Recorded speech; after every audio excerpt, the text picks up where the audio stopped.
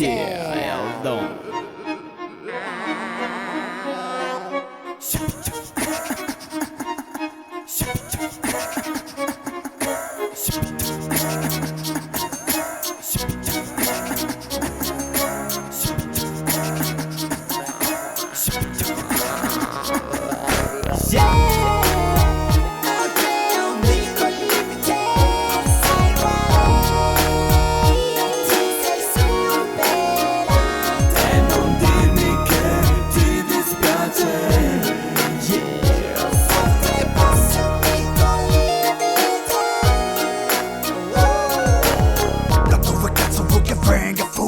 Dal fatto che quello che porti in testa l'ho già fatto. Sono avanti ma non mi vedi perché non ho voglia di girarmi con la mossa spinta sotto il passo fuori. O vuoi star fuori dai cori per adagiarti sui fottuti allori. Ma qua risulta che sei fuori. Io sono cresciuto troppo svelto in un mondo lento. Uomo non ti sento. Lasciami perdere nei miei pensieri. Sono lo stesso di ieri, forse con meno pazienza, ma con più esperienza nella testa e testa nella mano destra. Da quanta strada ancora mi resta. Poi qualunque massa la sposto in qualunque posto. Uomo me ne foto, qui non stiamo sotto. Ma resta il fatto che giocando troppo le posizioni cambiano come cambia il gioco.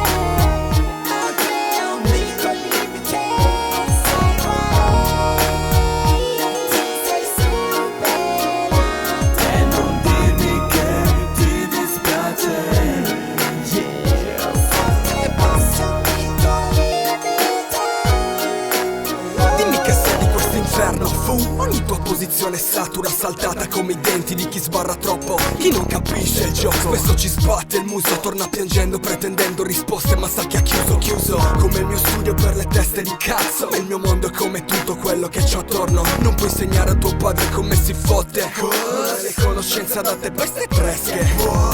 C'è solo una fottuta legge che seguo: mirare dritto all'obiettivo e fare il culo a chi si mette in mezzo. Intende? Se questa merda prende, cerca il motivo altrove senza rimanerci intorno tipo vespe, spaccandoci i coglioni. C'è chi non regge oltre una certa soglia, la superiamo apposta, pressione quanto basta. Ti regoliamo il karma e che sia torto o ragione non cambia, filosofia di un playa.